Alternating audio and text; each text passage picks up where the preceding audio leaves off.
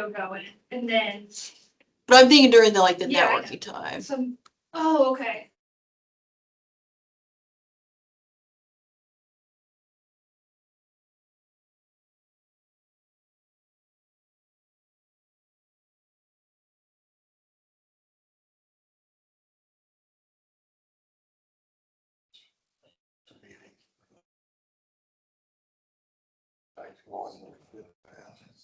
So they can sell more. Well, I hear you.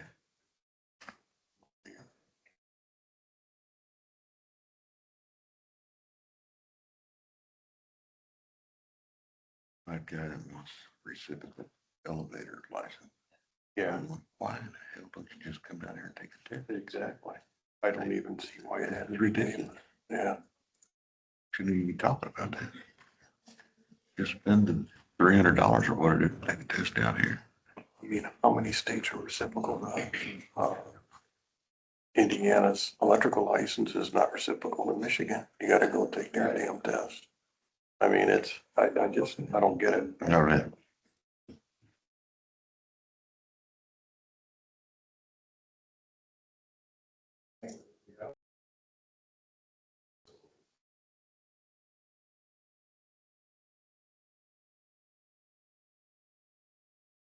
Yeah. I know the process. Yeah, I think it's. We're here much longer. Somebody's doing too much talking. 6 hours, or maybe 3 hours each way is a bit much. So, Well, I have this job order contract with the state. So whenever they want something done, we have to go to that site and have a pre-proposal meeting. Okay. And you know, most of it you can just look at, you know, on Google Maps or Google Earth or whatever. But now you got to go on site. So, you know, we're doing a freaking job at the state police post on the toll road in Michigan City. Okay. So you drive there to Michigan City for a 10-minute meeting. yeah, And turn around and walk back. Yeah. But yeah, I guess that's what I signed up for. I know that, state police post quite well.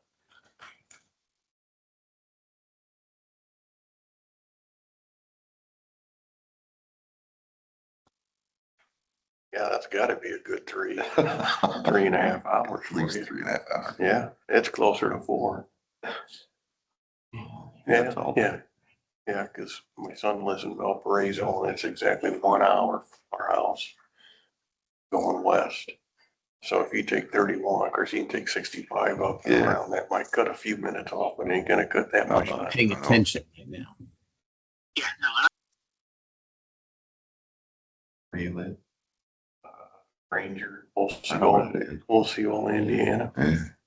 right by Notre Dame. So you drive down here every time or you spend the night? I drive, the first time I came down here, I spent the night, and then after that, I've always said, you know, because of the weather and everything like that.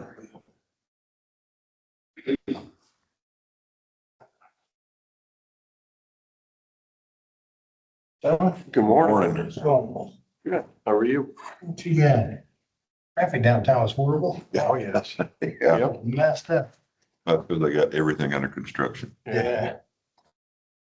Yeah, we did, I usually like to take Meridian all the way down, because to me, it's just as fast. Yeah, that's what Actually, I closed. Is yeah. it? Did you come down Meridian? I came down Meridian. I usually come down Meridian, cut across on North and then come Capitol.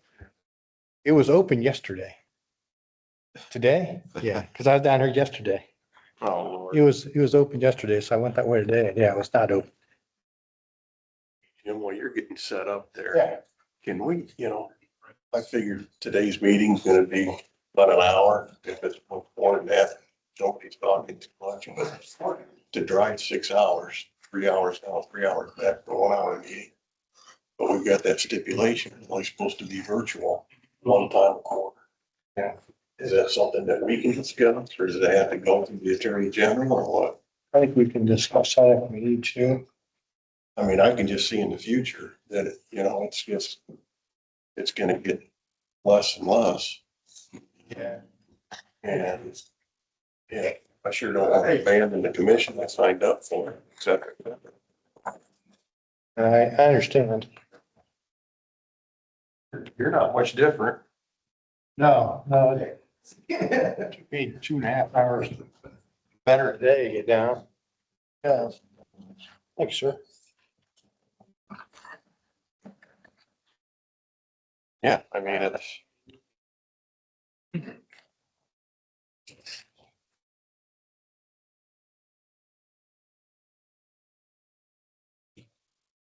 No, I think we can discuss that. Let's see, I think we'd have to change our policy or bylaws. to reflect. But, and I know we had discussed that before about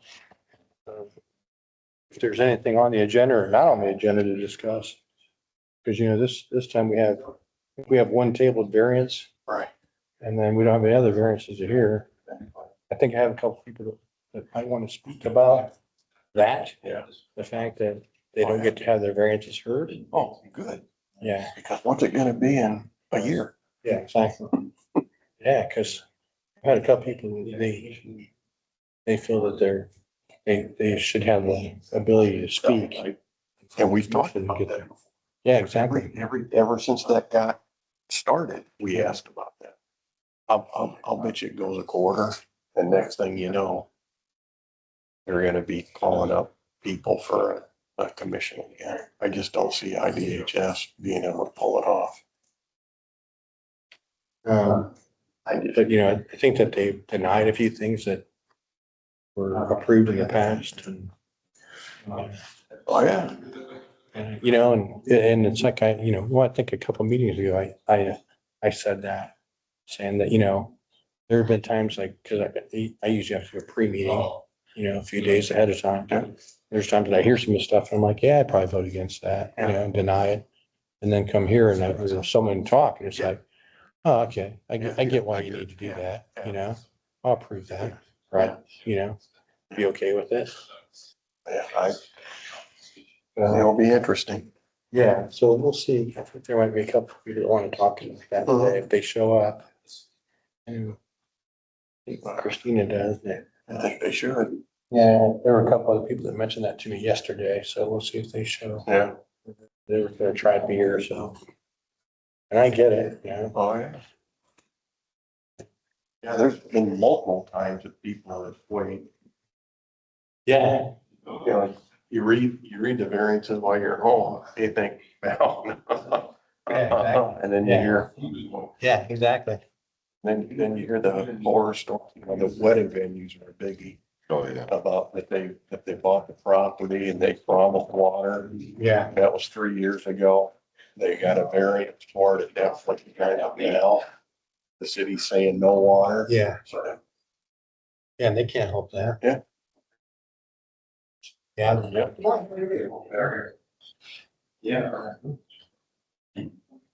No. Hey, you got, disband a bunch of commissions. I know this, I do the work for the Warrants Royal Commission. They got rid of that, but I didn't play it. Yeah, and then,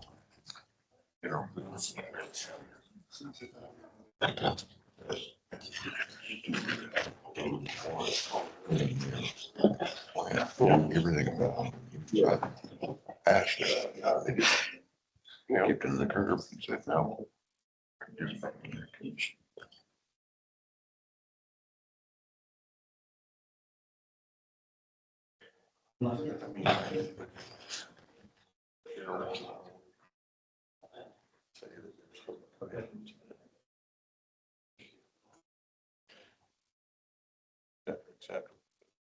Or some century. I think it may have gone in a little bit too heavy.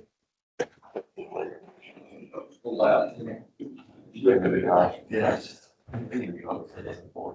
So I'm not done. I'm done in July anyway. Right.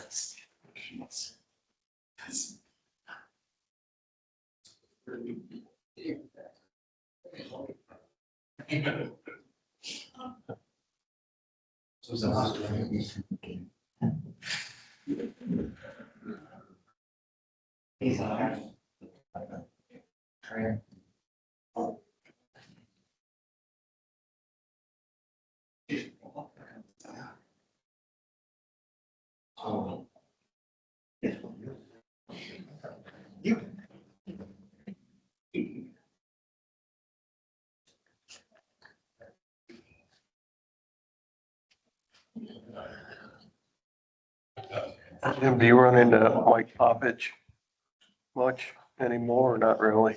I haven't, not lately. I think he was online yesterday for our meeting, I believe, but I haven't seen him for a long time.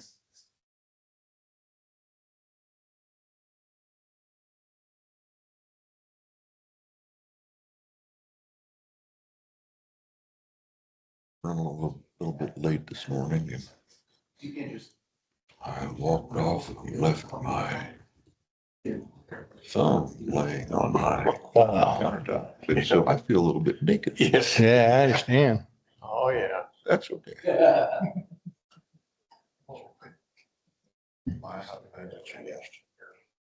Oh, man. Before I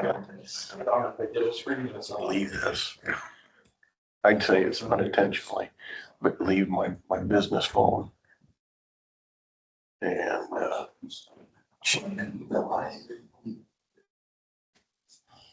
it's, it's a blessing and a pain both, because I can do all of my business on my phone Yeah. anymore. Yeah. Well, I can sign contracts, I yeah. can do anything but write a check. Yes.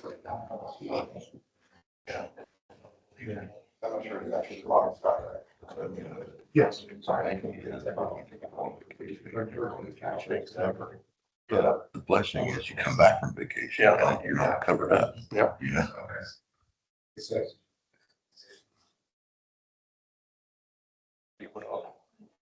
You keep such a nice lawn. Why, how do you do that? Well, that's the only time I can't hear my damn phone ring is when I'm on the lawn. So I'm happy to go out and mow every 3 days. And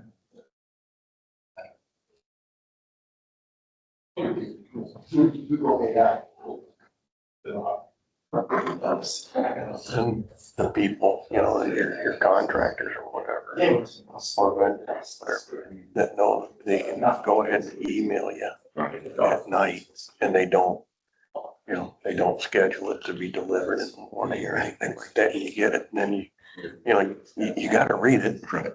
So then you read it and you can't sleep because you're pissed off. Yeah, I almost miss it.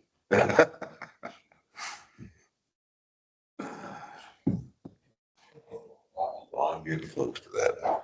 Yeah, I think one thing about that is. It's maybe my last year. My dad's 91. He says, you'll know when it's time. You will know. I've always heard. Yeah. And I think you have to look at. I've got a bit of a patience problem, anxiety, whatever you want to call it. Things have a or short temper. Things have a tendency to really get under my skin and piss me off. But it's true. You will know when it's time. It's just kind of hard because I've been going to the very same office for 48 years. Yeah. Yeah.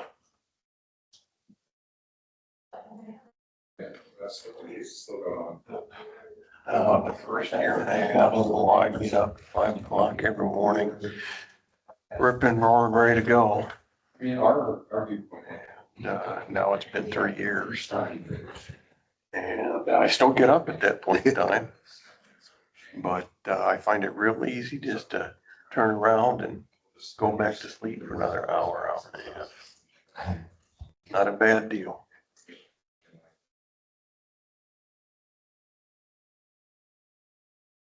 Yeah, my brother retired a few years ago and when he first retired, he called me up, you know, about like 9 or 10. And he's like, what you up to? I'm like, I'm working. Yeah. He's like, yeah, I'm just rolling out of bed. Uh,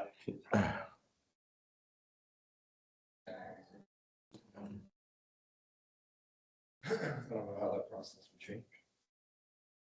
Could be. You might not be calling. At the same time.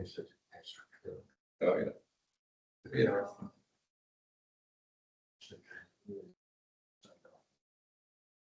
Yeah, it is a lot of process. Codes. Just-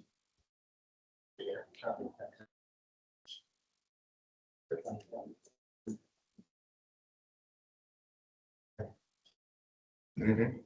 Well, yeah. There's one of the stuff to move to. So the legislation. I've been doing it 30-some years. I get it. Yeah.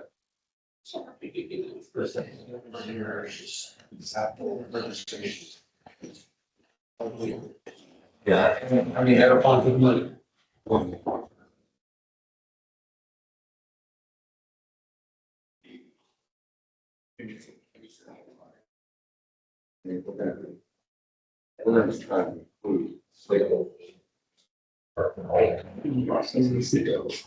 It is though.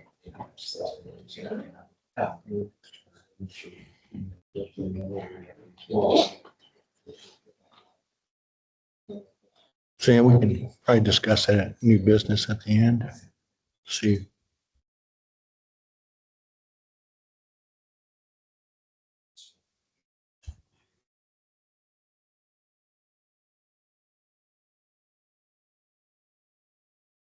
Didn't pay any attention. We will have a quorum today, won't we? I didn't pay any attention to who said yay and Not that we did.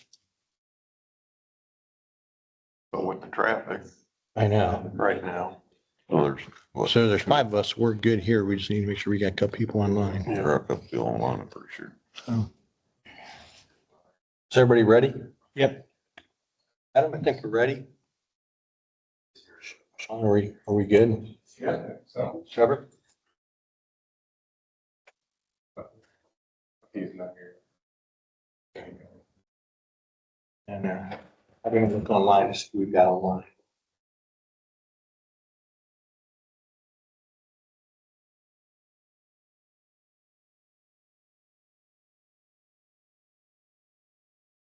Yeah. Okay. Oh, there's Bucky right there. We'll wait.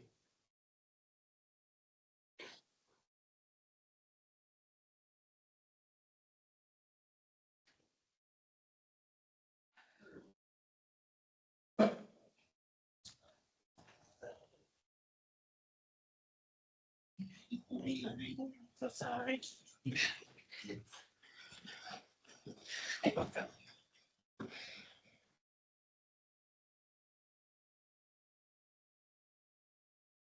Hi, how are you doing? Good, thanks.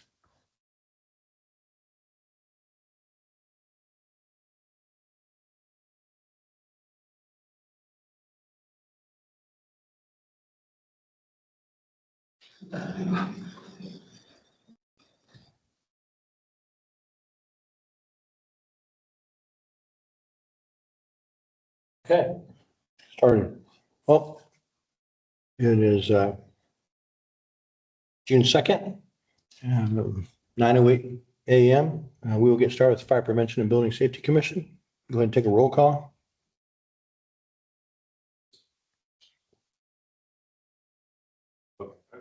Here.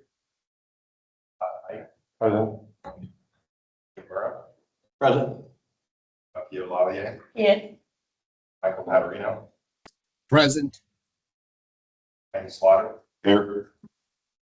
Ken Wagner, Here. Ryan Kennedy. Here. Awesome. All right, somebody review the May 26 minutes.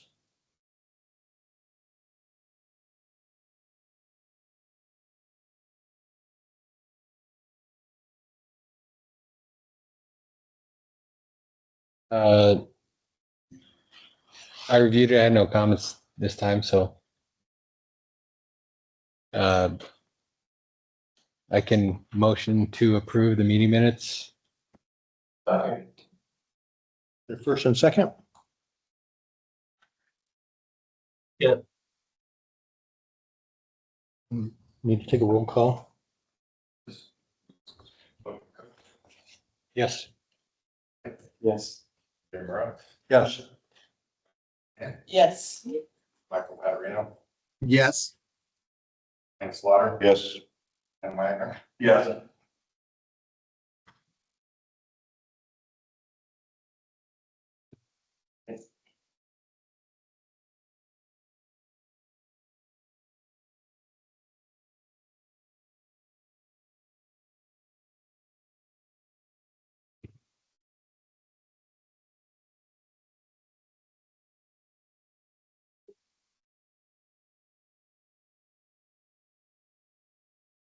Did he come up? Ryan Kennedy? Yes. Perfect. Okay. Approved. Move on to 4, IDHS reports and updates. Did anybody have the chance to review the variance determination reports?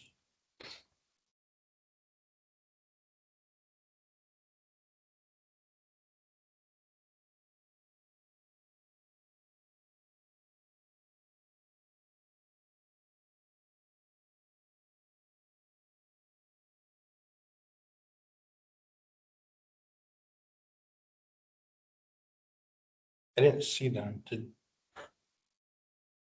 Yeah, there's an email for him. Was there an email? Yeah.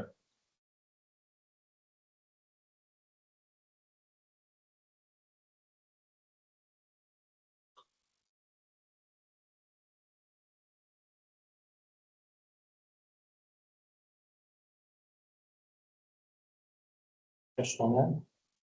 We have a discussion. We'll move on to licensing matters, reciprocity for the elevators.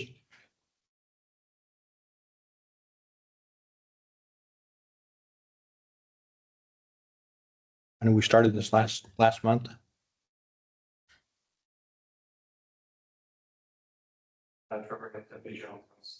HS provided a document that was a little easier to digest, comparing the Indiana licensing process with the Michigan licensing process, pointing out some of the differences in the experience requirements as well as the examination. A lot of question, a little more information to make a decision on. Again, looking at it, the agency believes it is substantially similar. There are some differences. We don't have any public safety concerns. Decision lies with the commission. Thank you. Thank you.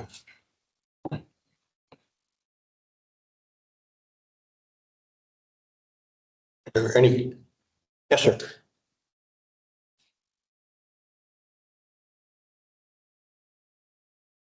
Thank you, Mr. Chairman, members of the committee, Bart Geisler, representing the Elevator Industry Work Preservation Fund.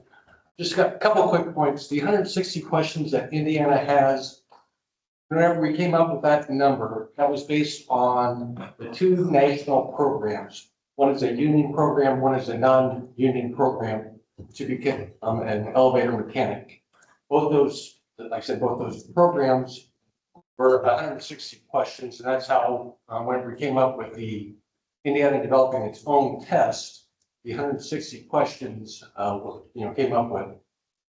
Another thing to remember, those national programs, before you sit for the final exam, you progress through the process and you take multiple tests before you sit for the final exam. Excuse me. One last point.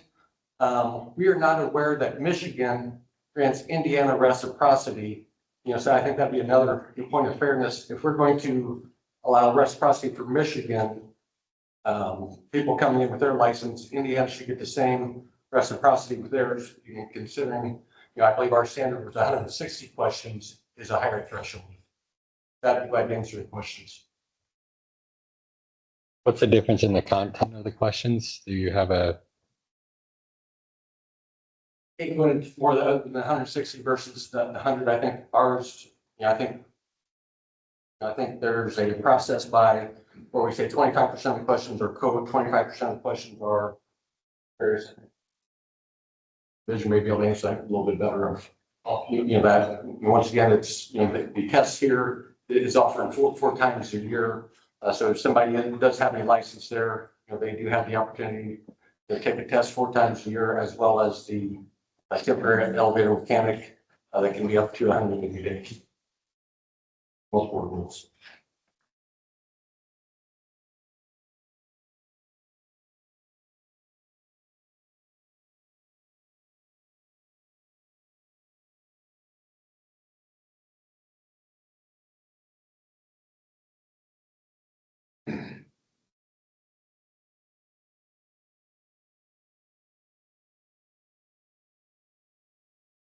So nothing precludes the proponent from coming to Indiana and taking the Indiana test to get an Indiana license. No, assuming they have the experience requirements. and the test is administered 4 times a year? And what's the cost of the test? Is there a fee for taking the test?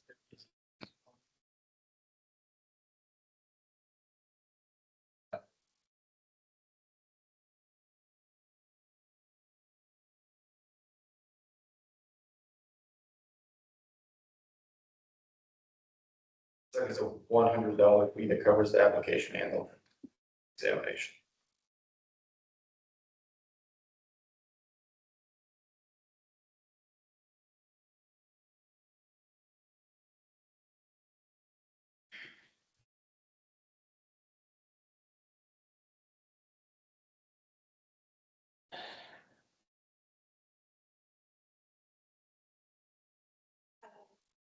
Is the meeting streaming? Yeah, based on my teams, it is.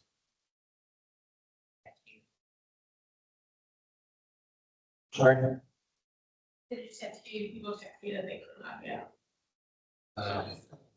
Well, there's a number of people on, so they're the oddballs.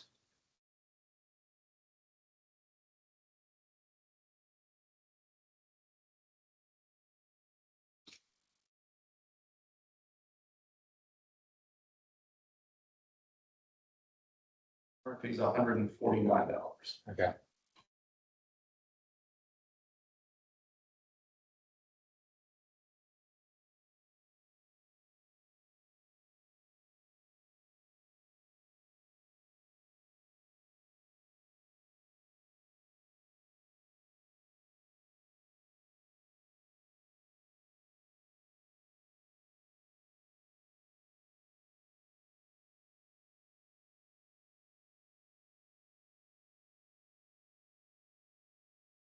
Yeah, my assessment is one, I don't fully understand the difference in the tests. Seems like the experience is pretty similar. The experiential requirements are pretty similar. And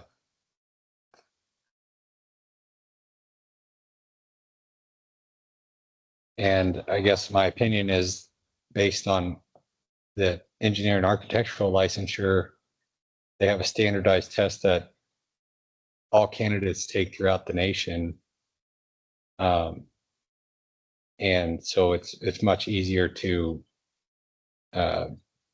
assess reciprocity when there's a standardized test that everybody takes, in addition to the pretty similar experiential requirements.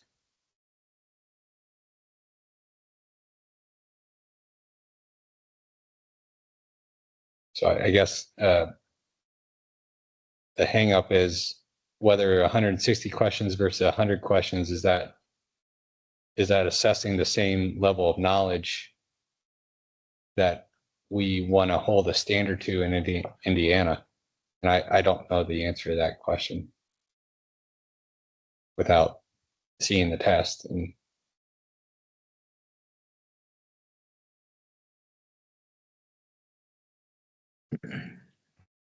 And again, this would only apply to this one candidate, correct? Yes.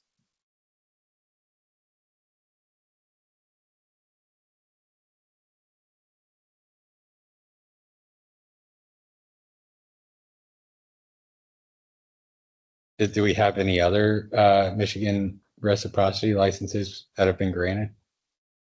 So this would be the first one ever?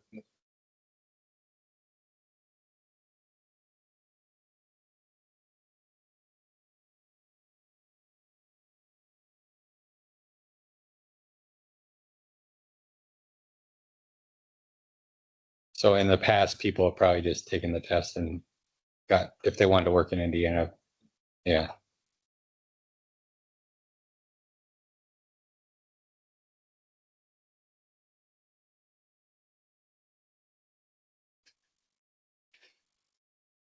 I guess I just keep coming at it from a position of not fully understanding the difference in the examination.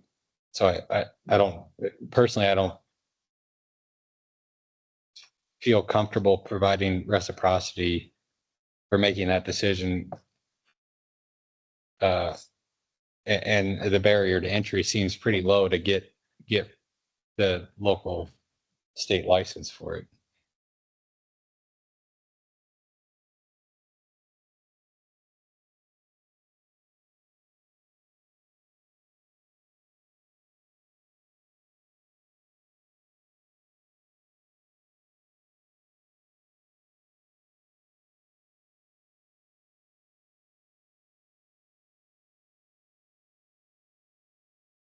Sorry, tablet's locked up and I can't go anywhere. Just trying to look at something.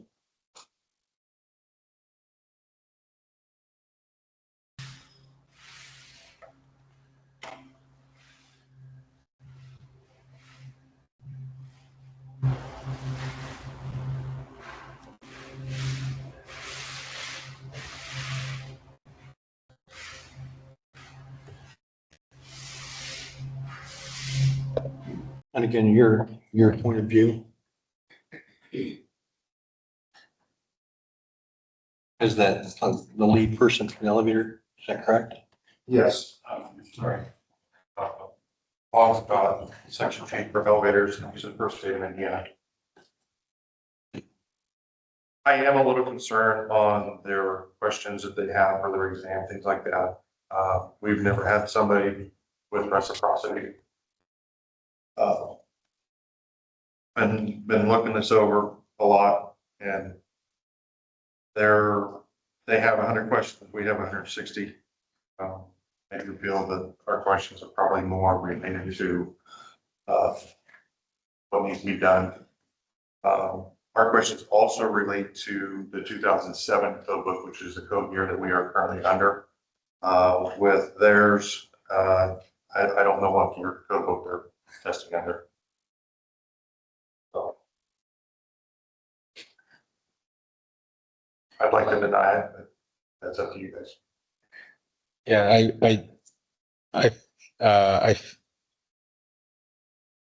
while the risk of this one particular person getting reciprocity might be low, thinking about how to do things in the right way, when I think about the architectural and engineering licensure and the commissions that manage reciprocity for them, they have set criteria of what to evaluate for reciprocity prior to somebody applying for reciprocity. And so for us to kind of shoot from the hip on it seems a little kind of getting the cart before the horse when the barrier to entry is so low. I mean, you pay $100 and some odd fee and take a test. And if this person is qualified, that should be pretty simple, bar to hop over. So again, the risk might be low for this person, but I think the bigger, longer term game view of it is that what if 100 more people apply for it and we haven't really fully understood the differences between requirements, like the architects and engineers have defined. And so if reciprocity becomes something that the state wants to allow, I think we would need to define the criteria that needs to be evaluated more clearly and what the out of bounds lines are for that criteria before we just start granting reciprocities. So, Sorry, go ahead. no, that's it. Do you have guidelines or have you guys paid guidelines for that, to determine something like this in the future? Have guidelines for someone that is coming from somewhere else that, or has it just always been, well, no, you just need to take the test and then we look at your, Yeah, it sounds like this is not a common occurrence. It's not something that there's a lot of. You guys. Okay, Then we just, we don't accept reciprocity and then they just move on. okay. Well, hearing that, I would, and aligned with my own view of the circumstances, I would motion to deny the reciprocity, given that there is a relatively simple option to get licensure. And until such time that there's better guidance on what reciprocity boundaries we have, that would be my motion. you're going to take the test every quarter. Yes. Correct.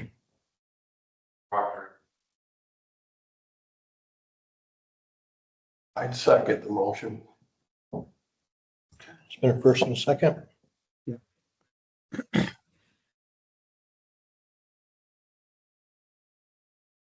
Yes. Yes.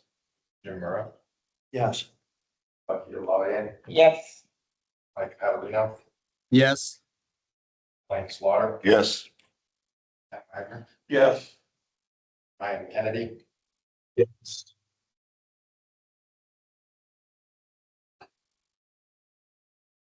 All right, thank you.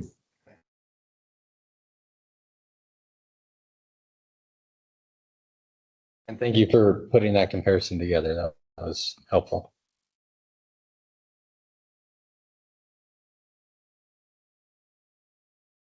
Moving on.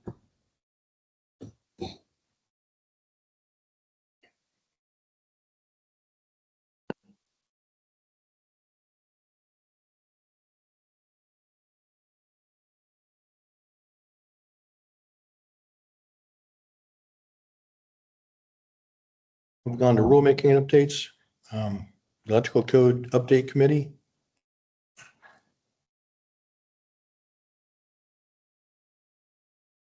You then have the second public hearing, July 23rd at 9 a.m. Completion of that, I'll be able to proceed with the moving. That's July 23rd. Yes, Is that here? yes. Yes, we'll post the notice. Actually, but yes, we've got the room and everything. July 23rd, I think we'll probably do it at 9 a.m. Okay. Thank you. And then Building Code Update Committee.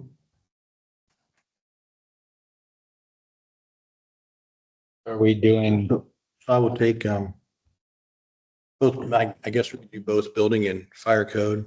And then I'll have Mr. Woodward give an update on those as well, how that process moves forward. But so we have completed the building code update and fire code update committees.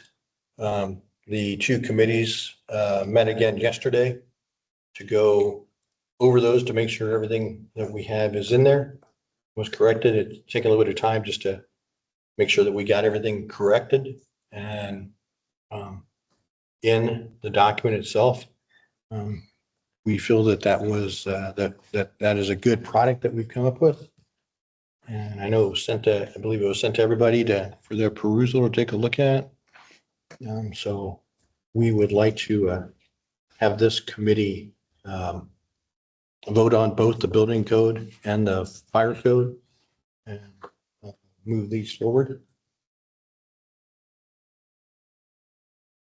And then the council can give us an update on how those will go through. Sean Wooding, General Counsel, IDHS.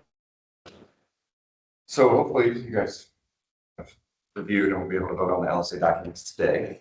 But when that happens, the process, as it should continue through, is we create a regulatory analysis. We review the new rules as they would be changed, and we have to point out those changes. We create a report that will end up going to OMB and SBA. Part of that's fiscal analysis that has to go along with it, which I understand the commission's working on as well. So once the regulatory analysis and the fiscal analysis get done, it gets submitted to OMB and SBA, and then they review it to make sure that it's not contrary to any other statutes. They make sure that it's not going to impose too big of a burden upon anybody in the state. If there's over I think $1 million threshold over a period of 2 years against an individual or business unit, it would have to go in front of the budget committee before it would get approved. Once those 3 approvals happen, it gets registered with LSA, and then they go through and just edit it for formatting and make sure it's in the format that they specifically want for a new rule to be approved. It would then go to a public comment period. 30 days after they publish it online, then we're allowed to have a public hearing. People can come to the public hearing, submit public comments. They can be submitting it the whole time electronically as well. If we get substantive comments, which I assume this will get substantive comments, then we have to bring it back to the commission, and the commission will respond to those public comments, and then we would have a second public hearing period after it gets sent back to LSA. And if there's any substantial comments there, we have to respond to those in writing again. Then the final rule come together after all the public comments, and if there's any substantive changes, OMB would have to look at it again. If OMB makes any substantive changes, we'd have to bring it back to the commission to have that approval before it gets moved on in the process. Once OMB gives their approval, LSA will then publish the final rule. And once that final rule gets approved by LSA, it goes to the governor's office, or it goes to the attorney general's office. They have up to 45 days to review and approve or deny. And then once they approve, it would go to the governor's office, and they generally have 15 days, but they can extend that to 30 if they file the extension. And then once the governor's office approves, it gets filed with LSA. That becomes 180 days after it gets published. Can you go over that again? I can send you a list. But so yeah, this is the first step in a long process that hopefully we would get done by the end of this year if it gets voted on in this meeting. So we're just voting to move it on. Yeah, we're voting to move it to us creating the regulatory analysis and submitting. Correct. We And have to get your approval to submit the new. so, like I said, it's been a lengthy process, but not any lengthier than what there has been in previous editions. Some of the previous editions have taken even more time than what this one has taken. I think we moved through building and fire with good committees, good people in the committees that really did their due diligence and worked through. I have to give a lot of praise to everybody on the committee because they all did a fantastic job, including you folks. And I know I feel DHS, they had you guys has having to take this on in the end have done a fantastic job, as well as moving it forward with us and assisting us and giving us guidance on everything. So we appreciate that. Like I said, I think that it's a good product. We really want to get this pushed out, obviously. Once again, I think that, it's the 24 code. Here it is, the early 26, and I think that we've done well on getting this completed fairly quickly. I don't know if there's anyone else who wants to make a comment. Mr. Cook sits on the committee as well. If you want to make a comment or not, but. Okay. But we would like to, we'd like to vote on both the building and fire code and get those moving forward, financials, and some assistance there. And those, I have been told, should be to us by the end of the week.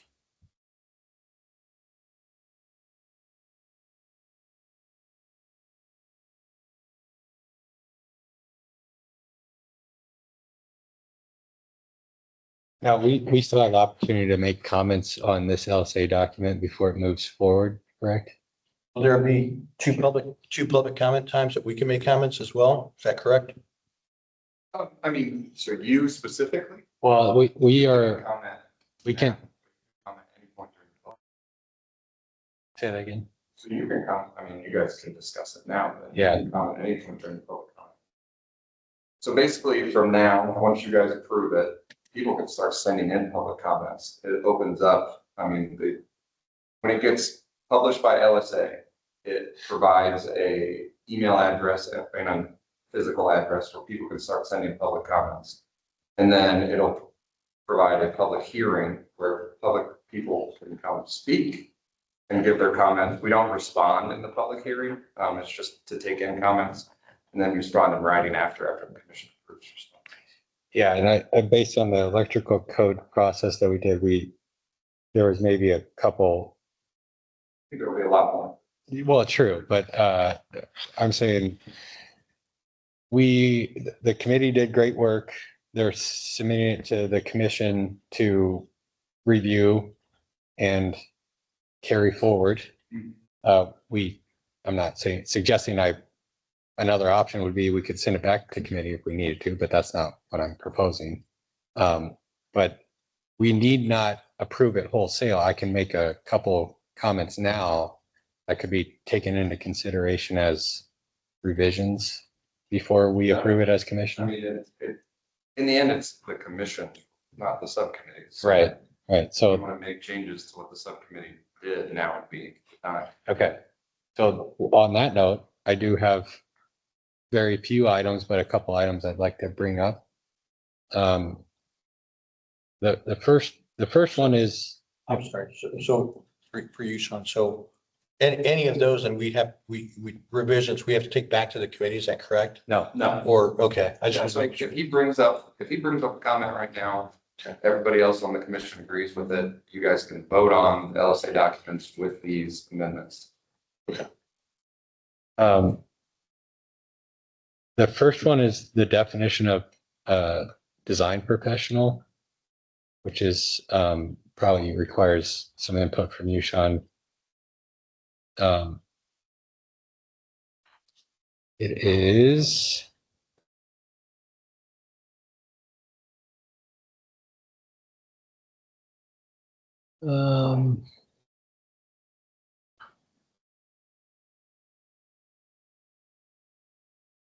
We've been behind a lot of these meetings. Oh, there might be a good one to answer some of these questions because we are we're manually format. Let's say that. So we did not give our opinions on the rules. We are manually formatting and trying to push the process along. Yeah, and I feel like, The subcommittee. yeah, that was the reason I say that is because we don't have all the people here from the committee that will hear these revisions and give their reasoning behind it.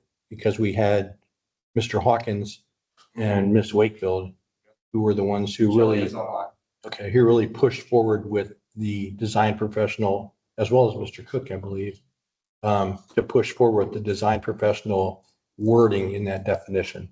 Because those definitions were the ones that were quite lengthy. Everything else went through fairly quickly, but the definitions is what kind of, that in chapter 1, basically, in the definitions were what kind of held us up for a number of meetings trying to discuss those and get the right wording. the comment I want to make about the definition of design, the revised definition of registered design professional is that the last sentence redefines it as an owner.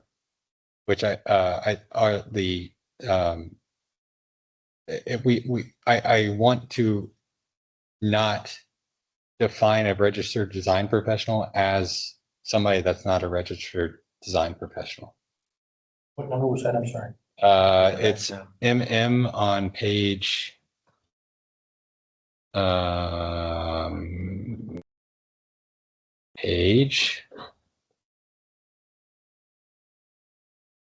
the whole definition states, sorry, it's page 21.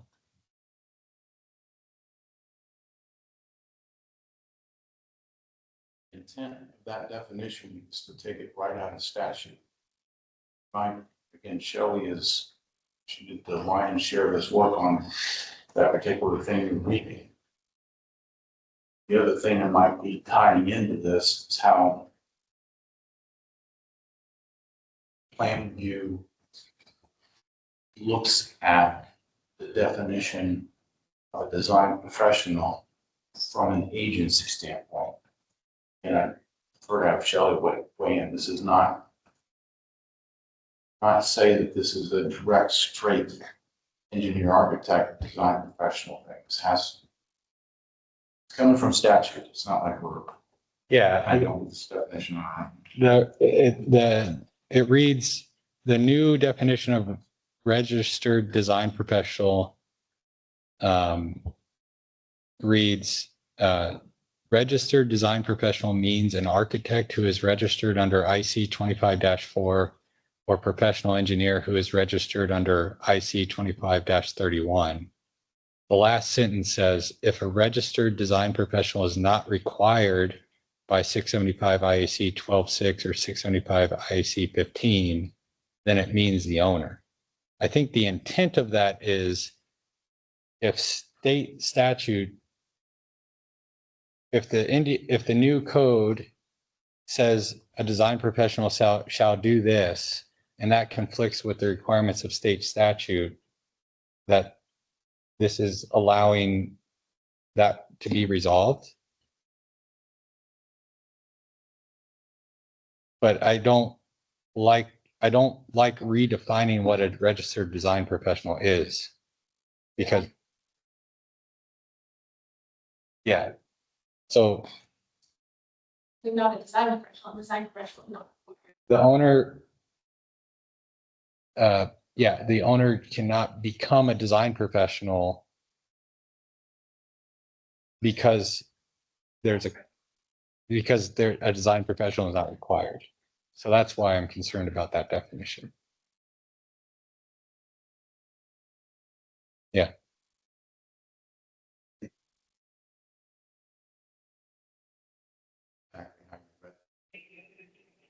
you don't need to have a design professional to turn in a set of plans.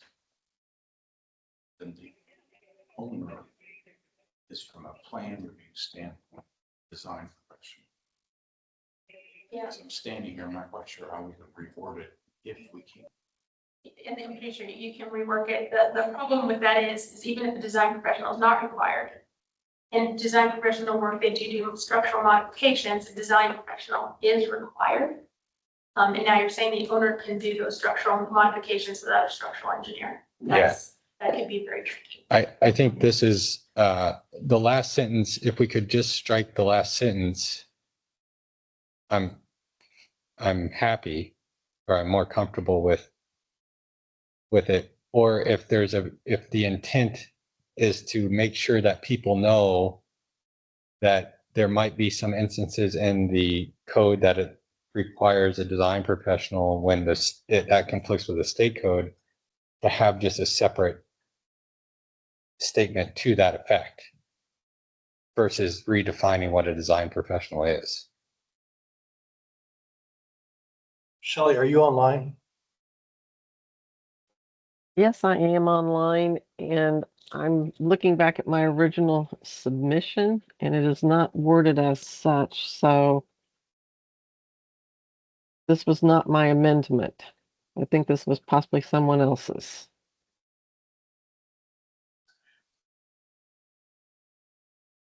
Was it maybe Mr. Hawkins? It could have been, yes.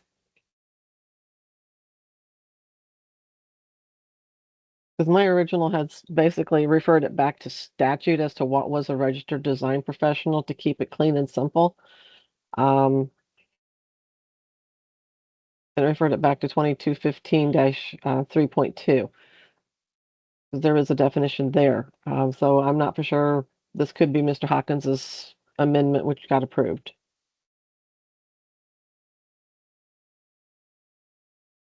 So in the rules where design professional is not required, it's the design professional is not required, so I would agree with Logan, there's really no reason to redefine design professional.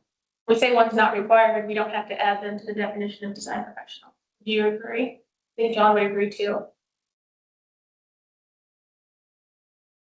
Is that directed to Shelley or? Yeah. Okay, I didn't know she was directing that to me. Sorry.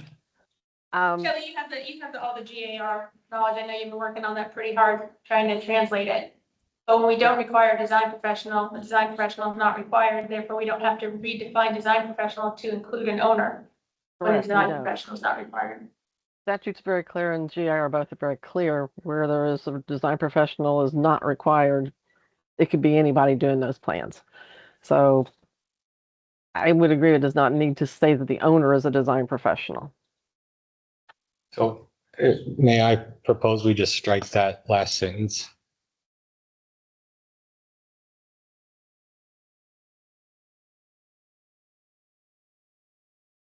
I wasn't the proponent of it, but I would think that would be fine with me. But I'm not the proponent of the original of that amendment. So my original one was referring it back to what statute said. That kept it a lot cleaner. So this will clean it up, and I would agree with Mr. Cook. I would agree that removing it, obviously, the time comes knowledge and for some reason why that's there. Yeah, and then there's plenty of, Changing the word responsibility.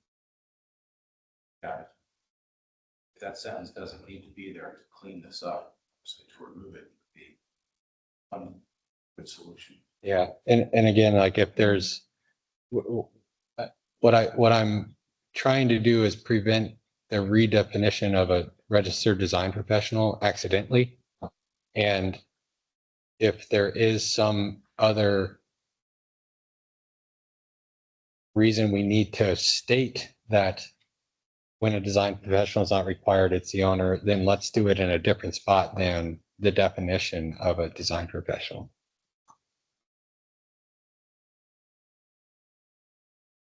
If you have an owner, you also have a contractor, because usually when there is no design professional required, you're just hiring a contractor and the contractor is doing the design for you. The owner is really doing design work. So if you don't have to hire a design professional, it goes directly to the contractor will put the plan together and file for permits. Not the owner. Correct. I think it I gets agree. confusing. Or does, well, I understand Christina. that, but it does fall on the owner, no matter what. Right? Mhm. And it does fall on the owner's hands then, because I know that there's been times that it's like, okay, and not with this situation, I'm just saying that the contractors, but then it's like, well, no, it really falls on the owner. I think it would probably fall on the owner legal standpoint, but from the contract standpoint, when the owner signs with a contractor to do it, the contractor is responsible for complying with the code at that time. So the contractor draws the plans that are submitted to the city or the locality, and the contractor would be the one who gets the letters back from the locality about whether they can comply with code or not. And it's still reviewed for compliance, it's just you don't have to pay the design professional, is what Indiana has allowed. Yeah. I'm sorry, I'm sorry, I was trying to read this and think about some things. I know Mr. Cook, you brought up, you said the word responsibility. Did you mean at the end of that, say the owner's responsibility? Is that what you were meaning? When I was saying responsibility, the problem is with the two sections that's definition references. There is a list of responsibilities and ethics courses and also stuff that you have to take as a design professional. So the owner wouldn't be doing all of that. They wouldn't have any access or knowledge. Has degree requirements, it has testing requirements, it has continuing education requirements. So I mean, I think that to add that into the design professional would actually put a legal hardship on the owner because they don't have all of that knowledge. They're not a design professional. I mean, if you just strike that section, I think that you're fine for all the years that we've done this. As far as not requiring a design professional, it's really handled by the locality at that point. You guys are the ones then who are responsible to review it, but you're the checks and balances of that goes.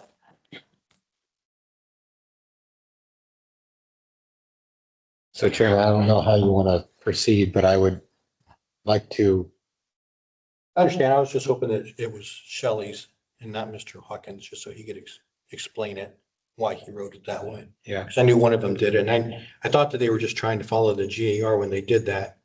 I know that.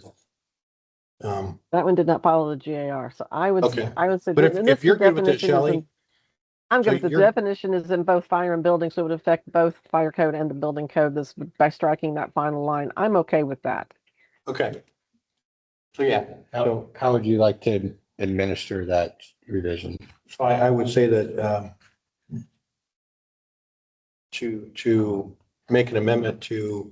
I was gonna say, cleanest way for us, since we're the ones gonna be. Yeah, exactly. If you just say amendment 1, vote on it, Okay, and move on to the next. okay. So do I need to make a motion for that? Yeah. Okay.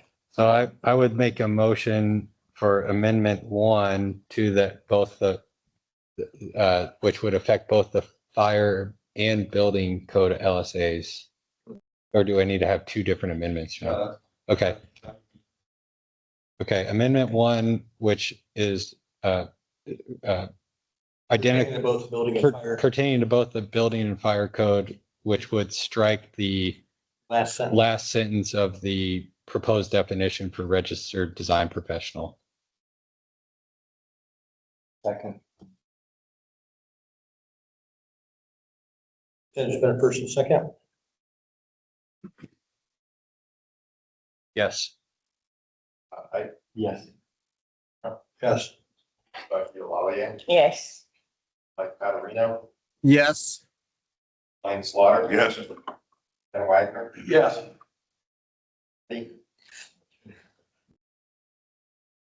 Ryan Kennedy. Yes. Thank you. Passes. Where's your second one? The second one, Building? building code.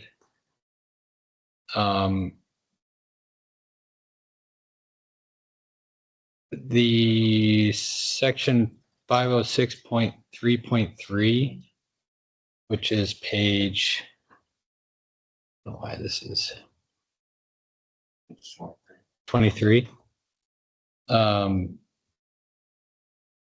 just wanted to, this is more of a question, maybe it's already clear enough, but it states the exception is a 4-hour firewall shall be considered to 60 feet of open yard. Well, that exception is basically saying those two things are equivalent, right? If you have a 4-hour firewall, the code says it's equivalent to a 60-foot area. Is that right? Okay. All right. That's, I don't need a proposed amendment to that.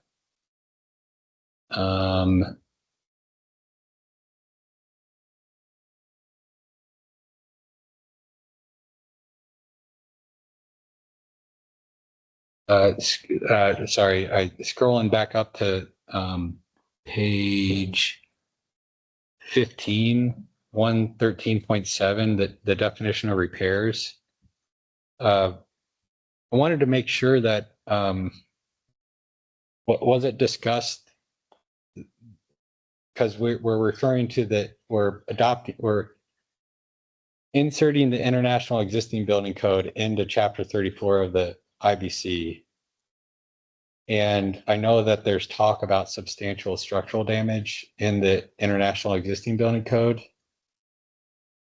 And if there is substantial structural damage, then repairs should then follow the new code, or there's usually some triggers to follow new code requirements.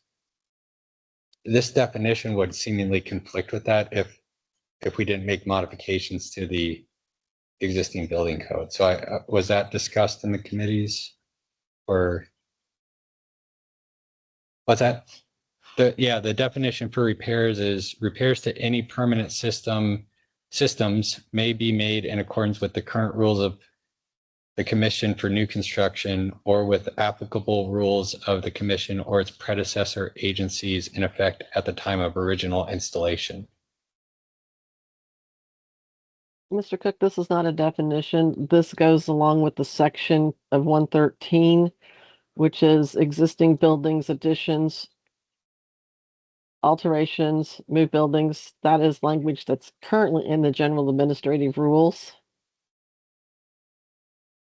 Tell me if this is wrong, Lily, but if we have damage to the structural, to do new structural, what they're telling me is saying, however, you were allowed to build that structural, so maybe you didn't have the earthquake protection or something like that. When you build the original building, you can go back to the code of record and meet the structural requirements that the entire building is constructed of.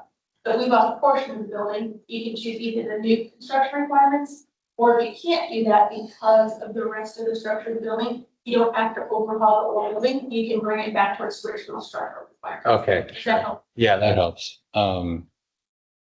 Yeah, I'm comfortable with it. I just want to, I mean, it's something that us design professionals will have to educate our clients on.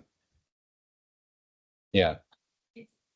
Concept and we could be, I think that's the same thing that it was using, maybe that's the better way to, Okay. but that's what it's for, it's just so that you don't have to tear down the building and start over on the structural. Right. As long as you bring it back to the rest of the building. Yeah, and that's where like the example that we've experienced is snow loads have changed because there's better understanding of drift and unbalanced snow loads. It happens a lot in Michigan, but the codes previously didn't account for certain drift loads. And so if you were to just build it back, you might be at risk for the same drift loads causing a failure or damage. And so that's just something that owners need to be aware of. Yeah. Yeah. Then you can make that determination because the code is in. Right. Unfortunately, if you have a structural engineer who says, yes, it's fine, we can do this, then the code would allow for it. Yeah. But we can't, the Indiana concept can't force us to rebuild existing buildings, and that's why it's in there. Okay. In the legislature. All right. Moving on. Thank you for that. I think this is my last one. It is page 34. Here, number 12.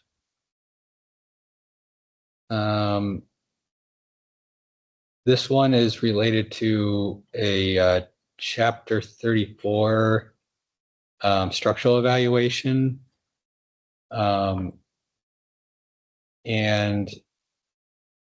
I think this has been in our state codes for a while, at least it's in the last one, where when the evaluation is done, it needs to demonstrate that only the live loads are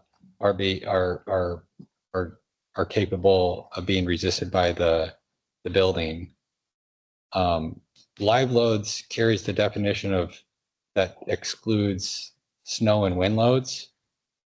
And we've had at least one variance come through where wind loads weren't necessarily considered in a chapter 34 for a conversion to a school building.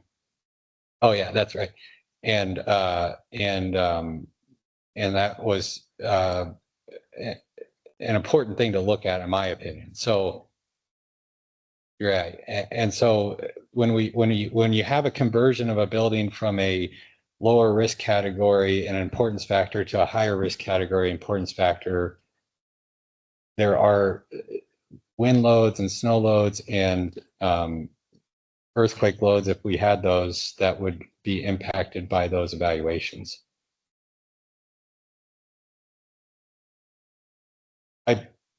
Yes. And I believe this was, they say, it's a great question. Well, I think that this is the revision to the existing building code that we bring in.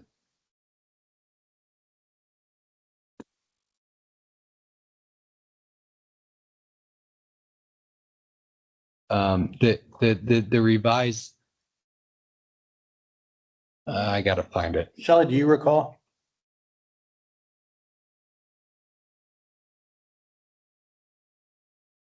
Sorry, I was muted. Mr. Hawkins did the amendments to chapter 34, so I can't really speak to this. I was trying to find his original text when he submitted it, so.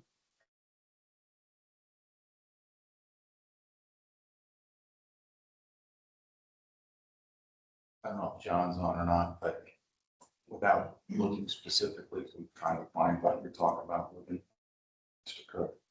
But I can say that one of the concerns we had as a committee is every time we made a change, we're concerned about fiscal impact. Hmm. And we made this change to, trying to say is to not exempt live loads, if I'm saying that correctly, but to include live loads into change of use from structural design could substantially be adding to the cost of. But to an essential facility. I mean, schools are used for emergency shelters, they're used for that. I think that this is a bigger discussion because if we're just worried about fiscal impact and we're willing to compromise the safety of occupants, I think that's an assumption that we need to be had on a larger scale.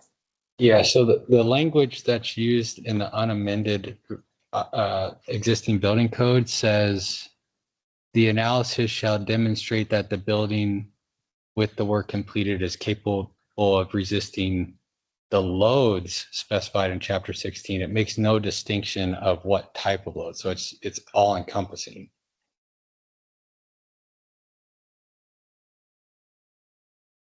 Or a hospital or a large assembly facility. Sure. Yeah. I mean, I think the concern is like importance factor and risk factor, right? So it's those two factors. If you're jumping up a level, things besides just live load should be evaluated. And we have a great example. Yeah, we have a great example where that was a real world risk that we looked at in a variance. Now, it's asking for is an evaluation. This is not,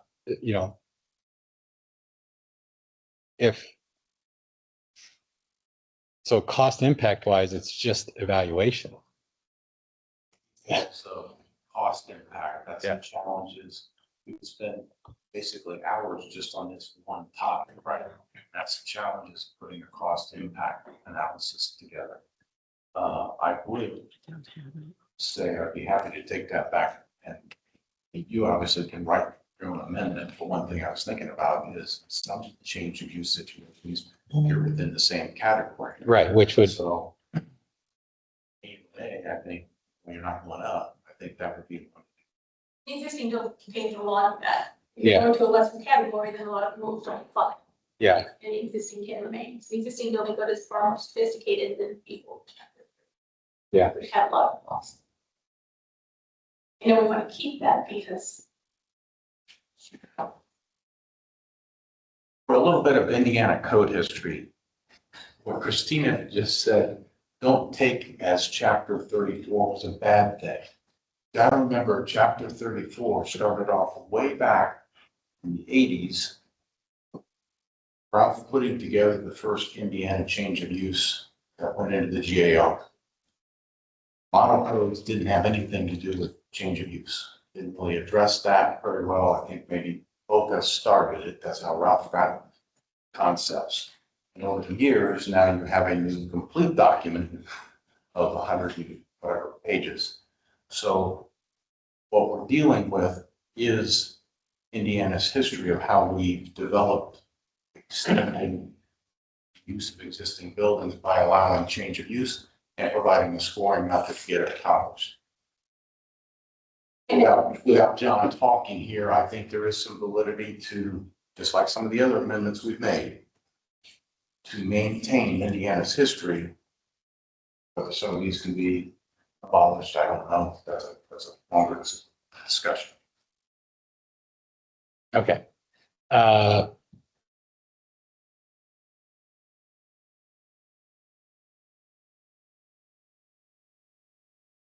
Well, I guess.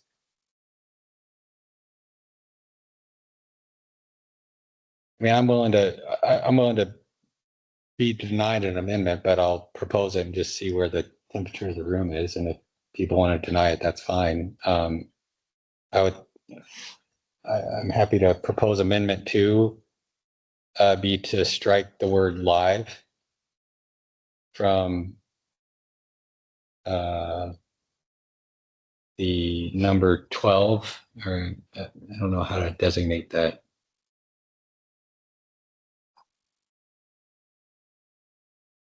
Yes, section 12 of the chapter 34 amendments.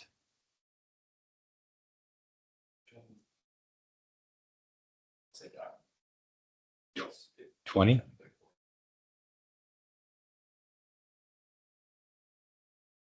I don't see a 20 there. Okay. It's just the LSA documents, it's section 20 of chapter 34 amendments, Okay, gotcha. and then section 12. Oh, section 20, chapter 34 amendments. Section 12. Strike the word live from the last sentence.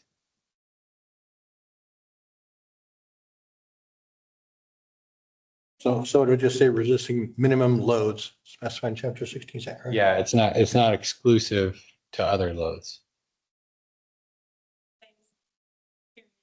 I think it does not add a cost, it's an evaluation, but I think it's very important that the owner be aware that the building is being converted, because again, an owner is not a design professional. So it's important for them to know, and it's important for our school to know that, yes, maybe the snow load isn't going to be supported because it was just an old barn that was built in the backyard, and there was no requirement for snow load to be calculated. So if you're going to have a building and you're going to put people in it, and the roof is gonna collapse because you didn't know that there was a deficiency from what we know under today's standards to be appropriate. I don't think it adds cost, because it's not a requirement to change it, it's a requirement to have an evaluation, and then proper people then have the right information to make the right decisions on the modifications. Yeah.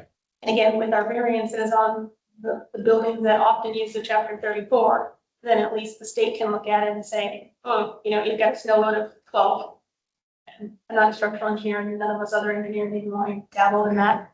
So Your thought, I'm just asking, so your thought is I don't, no offense. Yeah. But I don't know of any structural engineer doesn't cost to come on, or doesn't charge to come on, evaluate something. No, it's already, the evaluation already needs to be done.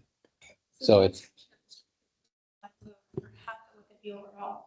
So you're already evaluating the building, right? Is that what you're saying? yeah, And so that would just be a cost that's factored into that evaluation already? yes, the I evaluation. understand it, just because I was dealing with the company doing structural integrity of fire escapes, and they are godly expensive to come out and do an evaluation of that structural integrity of those.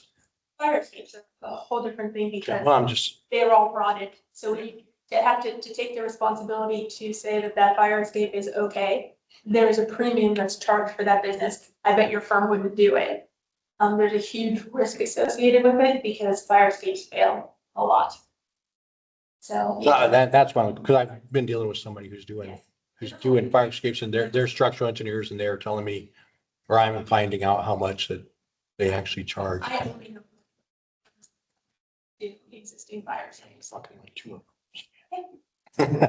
But it's because of the liability that they're taking on. Okay. Mainly. Okay.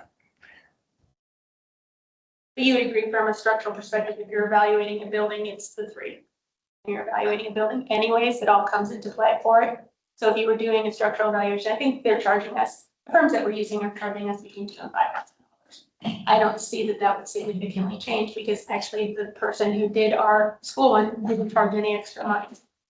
He just went in and looked at his structural analysis and ran the numbers for those 2 factors. And so that fee is already, you're saying that fee is already there, right? Well, there's, I mean, we're,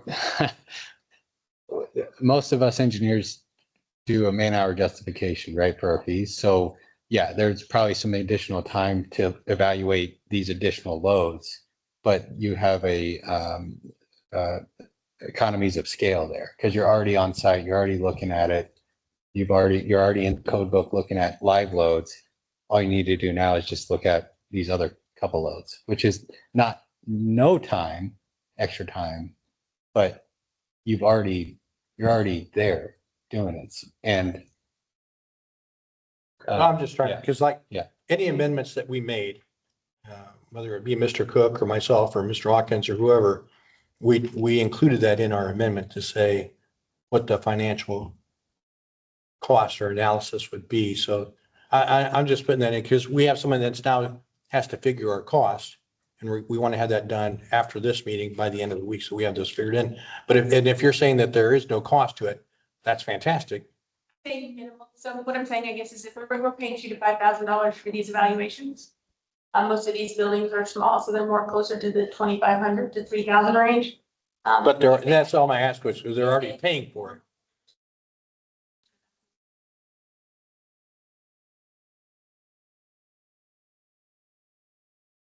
Again, the semantics of trying to get this cost estimate thing is, I know. I personally think it's worth making the amendment. It's not worth the. Mr. Chairman? Cost estimate. Yes, Shelley? This amendment is essentially the same amendment that's in the current 2014 Indiana Building Code in section 3412.6, which is an Indiana amendment currently. The reason, So it's somewhat, already in but code. the requirement's already in code and it does say live load in the current amendment. I think this was basically a little bit of a rewrite to adjust it to fit the existing building code, but it does come from our current code. That's how that's how I know it's Mr. Hopkins' amendment. It's a Okay. carry forward, but it's a carry forward, but it's one that I think and the reason I'm proposing the amendment is because we've experienced in our state already with at least a couple examples where live loads may not be the controlling load that should be evaluated. I understand, when Mr. you're Cook. I changing. just, Yeah. when there's coming to talking about the fiscal impact, I just want to say what's there currently is very similar to what we've already got. So there would be a zero cost impact. So it's a carry forward. So Sure. that's one thing I was trying to do is say we're pretty close on our existing code language. Thank you. All right. So there's an amendment made. Was there a second? So we're just striking the word live, right? There was a first, you made the first, right? Yeah, I made the motion, but there's not been a second. I'll second it. Yeah. Mike Tadorino. Mr. Slaughter seconded. Okay, roll call. Yes. Yes. Yes. Oh, yeah. Yes. Mike Patterino, Yes. Lane Slaughter, Yes. Wagner, Yes. Ryan Kennedy. Ryan Kennedy. Yes. Thank you. All right. Amendment carries. Thank you. I have no more comments. I have one. I didn't have it when we started the meeting, but thanks, Logan. I read over this too quick and had some other on item 8 on page 34 as well. That's like safety code. This is probably because our rule still reflects outdated, but it has been updated for institutional occupancies, National Fire Protection Association standard number 101A 2001 edition, or as otherwise acceptable in the Indiana Department of Health. CMS holds, and we hold our facilities to the 2012 edition of 101. And 101A that would go with that would be the 2010 edition of NFPA 101. I'm assuming the 2001 in there, because that's what the Department of Health used to have in their rules. Yeah. So we moved past that since 2016. So I propose changing 2001 to 2010 edition of 101. Corrected some problems in the 2010. flooring issues.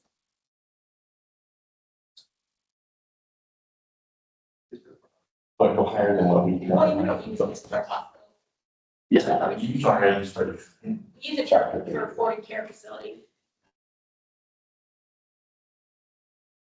I believe we can do the scoring. I think the nursing homes are scored in the 2021, right, or the CMS. Yeah, I'm not. 60 to do that. As I say, I'm giving 2 out of 10. I'm really comfortable with that, that would line up with what we currently have since it's set forth as otherwise. So we could change 2001 edition to 2010 edition. That'd be one motion.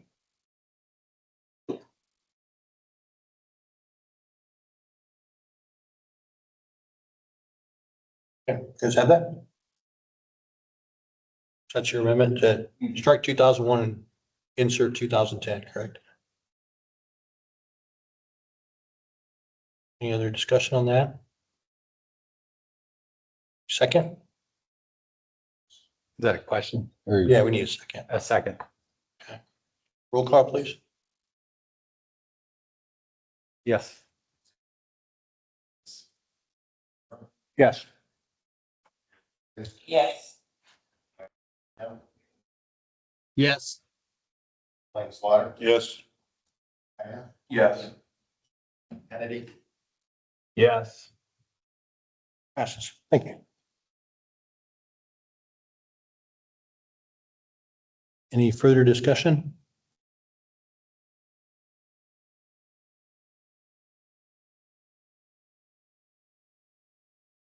Just a question, I'm assuming it's a long time problem, I not understanding, in the fire code, under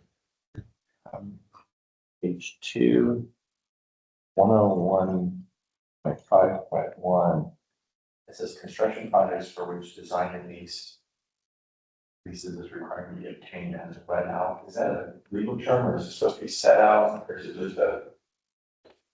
What is it for the method, but I was like, I don't know, legal term, maybe it was something. Or is it just a? I'm sorry, what number was that? Just right? 101.5.1. That's why but is it something I'm missing, or is it just a typo? It's read out. And it's like, 101.5. I don't know. That is a typo. That should say set out. That is a typo. That is a typo. Should be set out SET. Yeah, no, if it was some term, I don't know.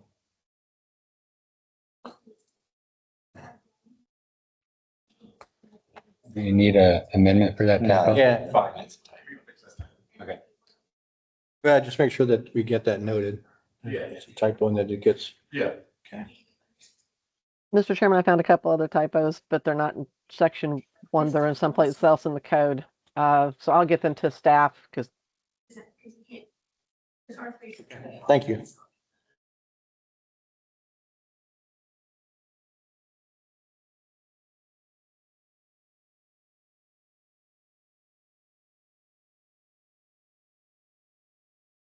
Presuming there's no more comments, I'll make a motion to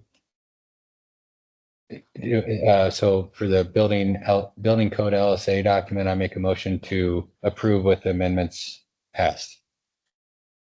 A second. First and second on the building code?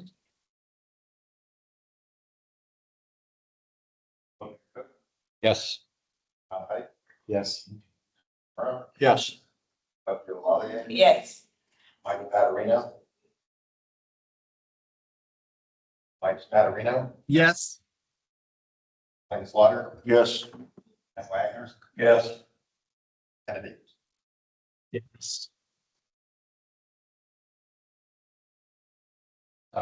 I'll make a motion to for the fire code LSA document to approve that document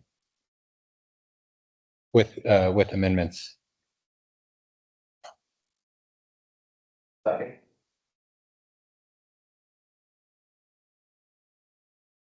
Yes. Height, Yes. Kimura, Yes. Bucky LaValliere, Yes. Mike Patterino, Yes.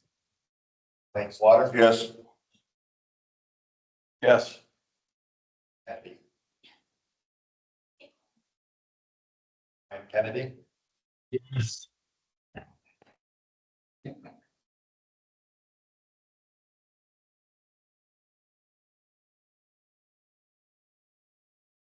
All right, awesome. Thank you very much. I appreciate it. Moving forward, plumbing code update. No other update other than the date that's listed in the agenda for the public hearing. Thank you. Thank you. All right, it's 10:20.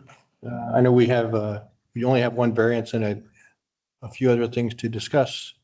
I know there's some new business I want to speak, but can we take like a 10-minute break? Yep. Thank you. We'll come back at 10:30.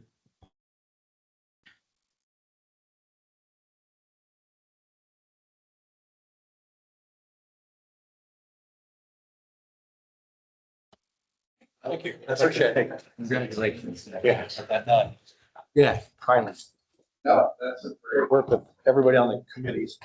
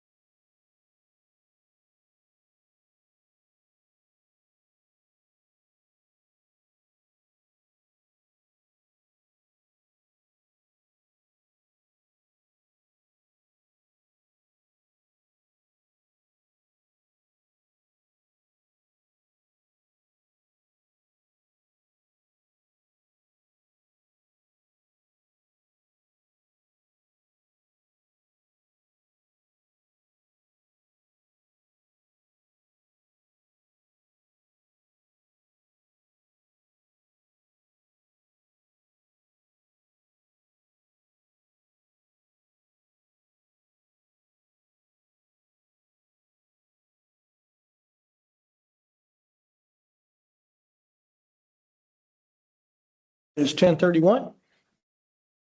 Welcome back to the Fire Prevention and Safety Building Commission.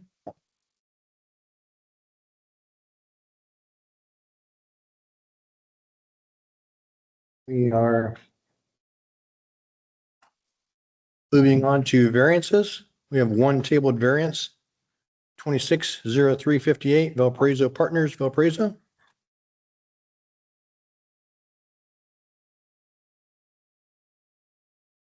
They contacted me, I guess they were here last month to take a look at some things. They're using fire protection as their sprinkler designer.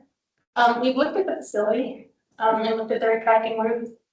There are some, again, we're in the 2010, NFPA 13.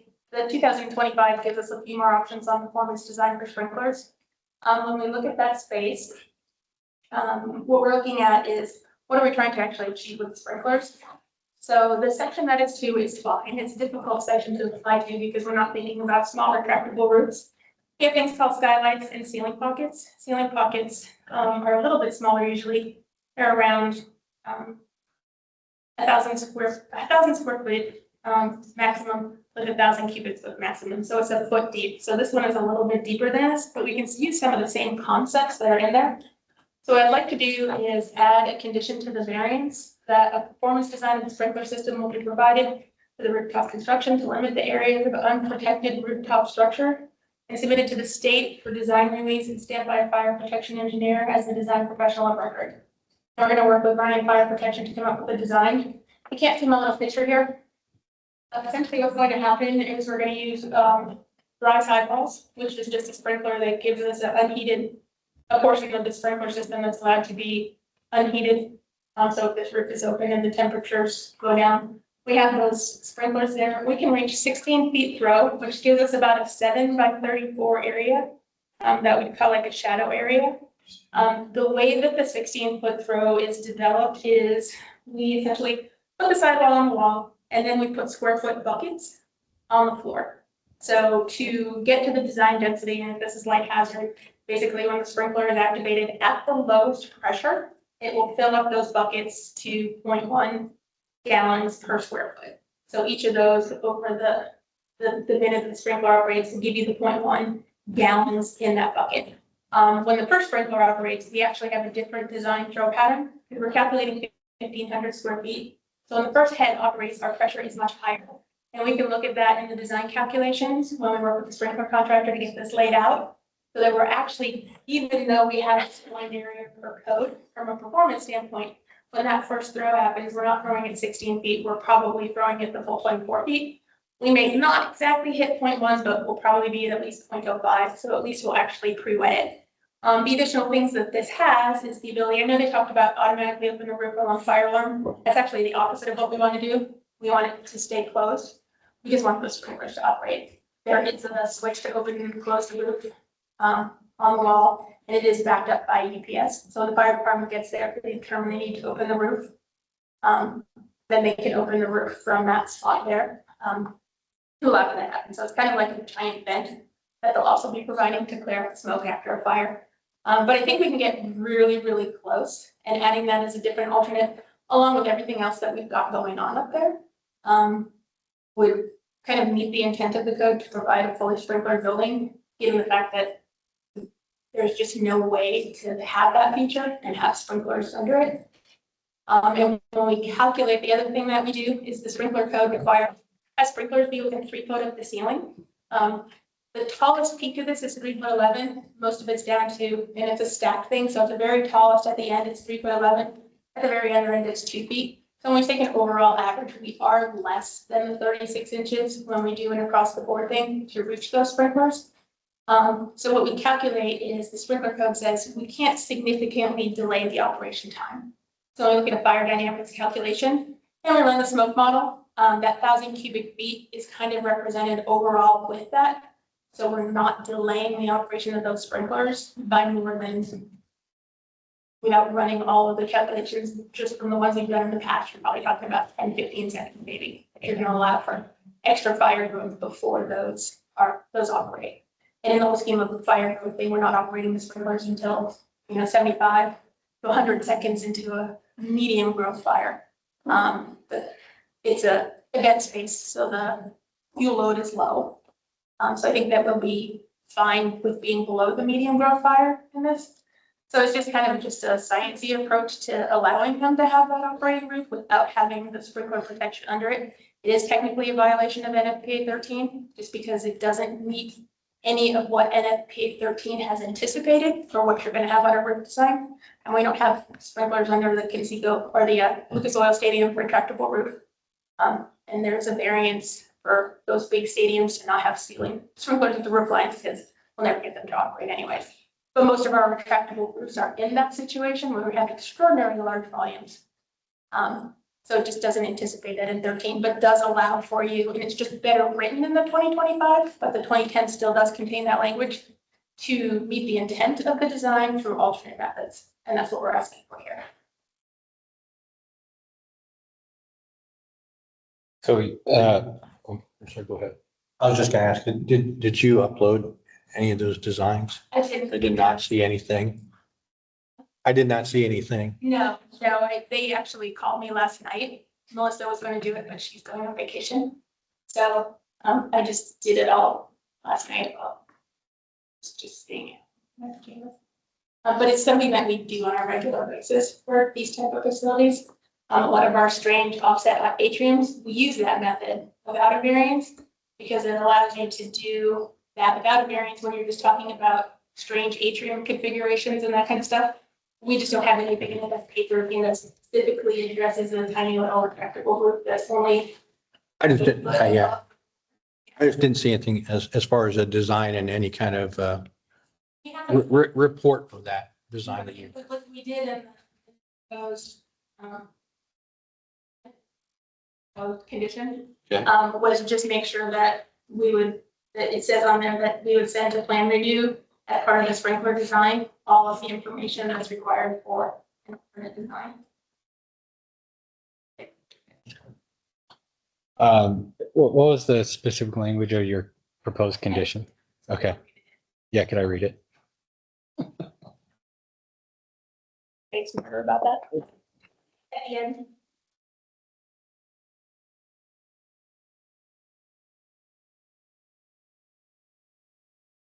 Yeah, so, and the reason that you can't do a performance design part of the code is because of the.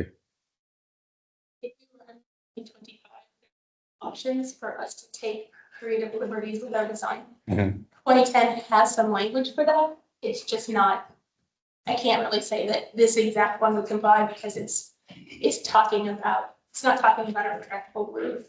They only have ceiling pockets and obstructed construction, and the things that they have don't give you the free ability under the NFPA standards that we have now for performance design. So you will adhere to the current code requirements in the performance design? What's the variance? Because the variance is actually to the section that talks about roof structures. So it's 8 feet, 7. 850 and 71. Yeah. So they did it to basically the section on prescriptive requirements for roof structures, obstructed construction and whatnot, which is a good section to get the variance to. There really is no other section to get the variance to, except, I mean, it's probably the best section if I had to pick a section. And then all of the things that they have about the roof construction itself also fall into being good as fit. So if it was a ceiling pocket, we'd have the same thing about the non-combustible or limited combustible materials. We would have the same thing about the height, the area, the volume, all of that stuff.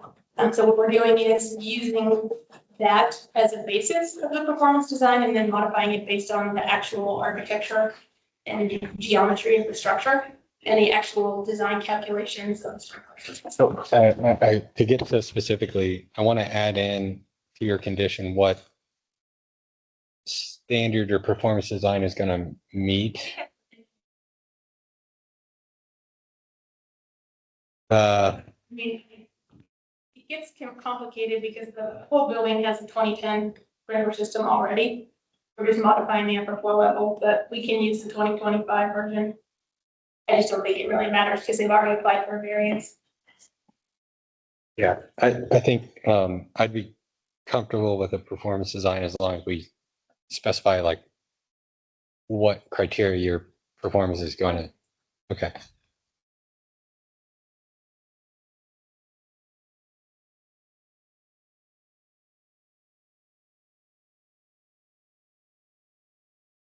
There, Chairman, do you have any other? I do not. Okay. I'm okay with it.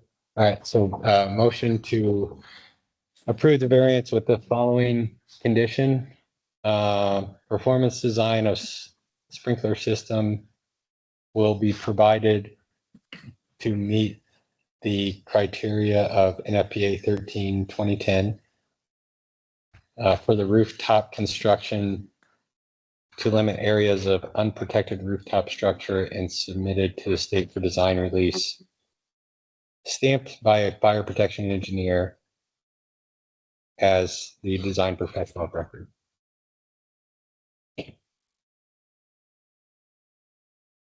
Second. Second? Yes. Yes. Excuse me, Mr. Chairman. Yes. Angela, did you get that, the condition? Yes, it's actually wrote down, so I'm gonna copy from the paper that it's wrote down.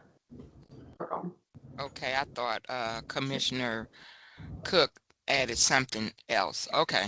Yeah, we've got it wrote down. And it was on the 2010 NFPA 13 installation Okay. initially. Okay, I was just making sure. Okay. Denise.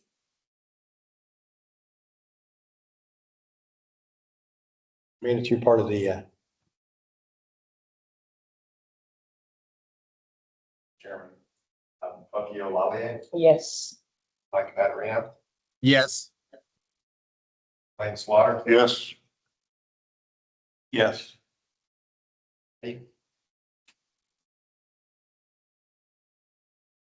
Ryan Kennedy, Yes.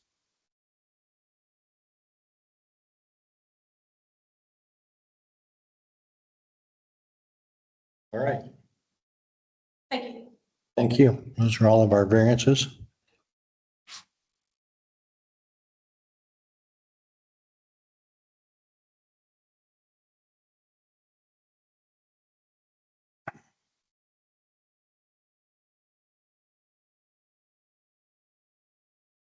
Moving on to 7, report on administrative reviews.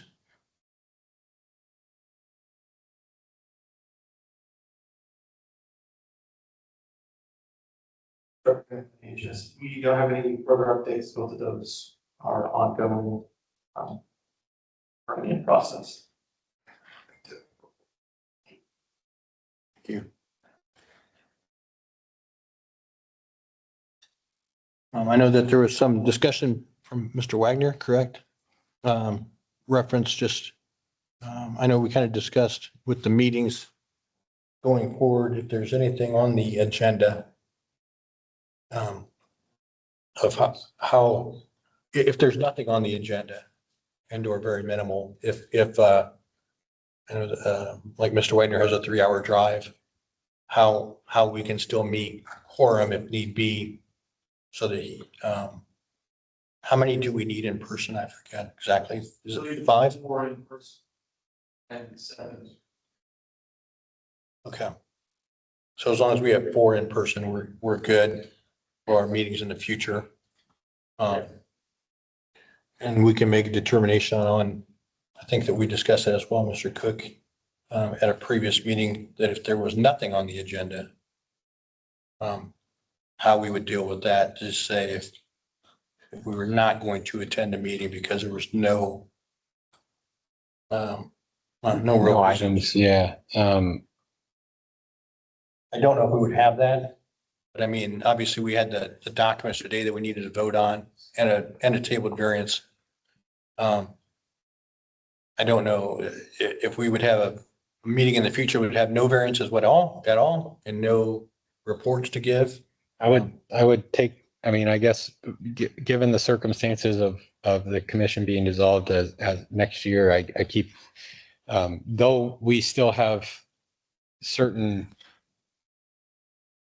authority at the moment, I would submit to whatever IDHS recommends we do for future meetings. And if they, a week or two before the next meeting, they say there's nothing on the agenda, then I would adhere to their recommendation to not meet. I mean, that's, I mean, Yeah, I don't know what else to do if there were nothing on the agenda, unless we all attend by Zoom, but that's just what our bylaws don't let us do. Our bylaws tell us that there has to be a quorum here in person, which I'm okay with. is that what the, The statute does require 1/3 in person, I believe. You meet. In looking at what maybe on the agenda, I don't anticipate there being anything other than the variance determination report, which. we don't take action? You'll submit to. Yeah. So I would say, my view is that, if IDHS, barring anything that comes up over the next few weeks, if IDHS recommends that we do not have enough, we have to take no action on anything at the next meeting, and there's nothing on the agenda that requires attention, then you can recommend that we not meet, and then chairman makes the decision. Is that how that works? Yeah. No. But is there not a rule where we can attend one meeting virtually per quarter? If not, you're required to be here again. I've got a 3-hour drive each way. Can we suspend action if you violate that bylaw? Because there's a digital, what is it? A digital. Yeah, I can't remember. Then we get Policy, digital. Yeah. Virtual meeting policy. And I don't remember the specifics of it, but we can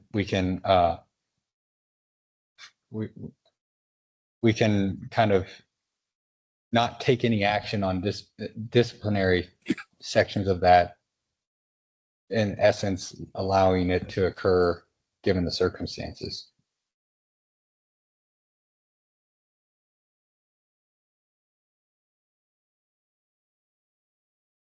So in a hypothetical, can you show up virtually to the next, if we have 5 more meetings and you show up virtually to the next 5 meetings, and it's our responsibility to take disciplinary actions, we can choose not to do that. Right. And just allow it to occur given the greater circumstances we're facing. Yeah, my intent would be to be here if there's legitimate business to be done, which it's all legitimate. I guess I should say that. But, again, a 6-hour drive for Exactly. 30-minute, for a 30-minute meeting possibly. Is.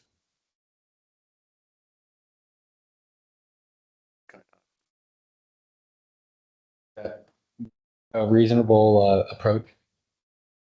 Permitted approach, I should say. It is a permanent, I mean,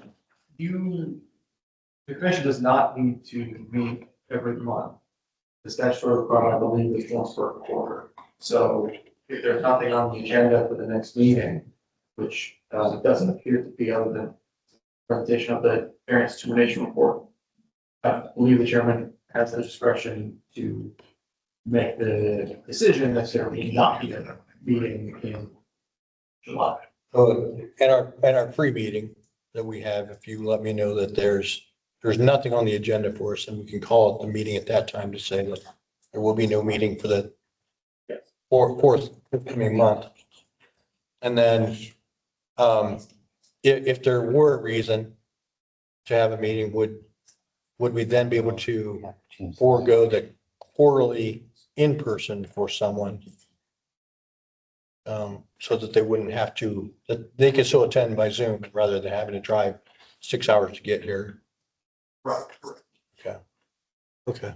Do we have the authority to change those bylaws? I mean, I don't know if it's worth it because we might not have very many more meetings, but. I'd have to take a look at that, see what your requirements are to change the bylaws. I'm sure that there's an ability to do that. Yeah, so I see it as, number one, Chairman, you make the decision whether we're having a meeting based on IDHS recommendation. Number two, if we do have a meeting, I would commit to not holding the virtual rules as, you know, I would not commit to like holding strong on the virtual rules given the circumstances. And if we need to change the bylaws to do so, we can take that action at the time that we have a meeting. So that way you're still covered. So that should, if we do have a meeting, I guess you will decide if we have a meeting, and if we do have a meeting, let's make that virtual bylaw a agenda item, just so that we can do it the right way. Get the paperwork in order. I think we could suspend that. Suspend the virtual requirements through July of 2027.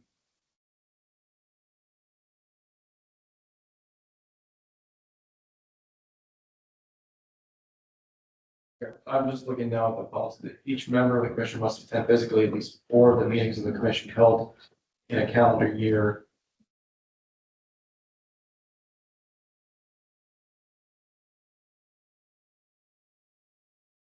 Yeah, I don't see a requirement to attend at least one person per quarter. Perhaps if there was only a quarterly meeting held, then we need to attend all of them, but Yeah, we just, if we have a meeting, propose a suspension language that we can adopt at the next meeting. If we don't have a meeting, it's all moot.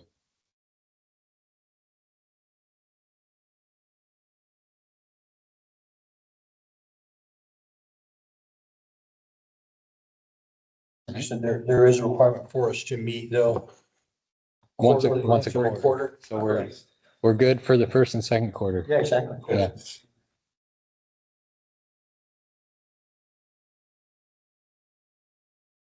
Further business, any? Hearing none, I vote to adjourn. Second.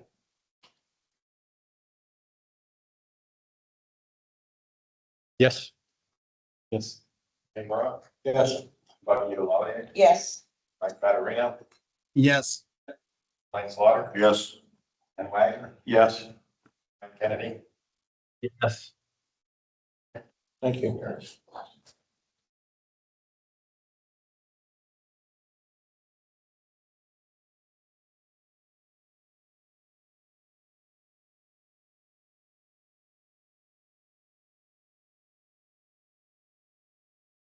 Thank you, everybody. I appreciate it. Thank you, sir.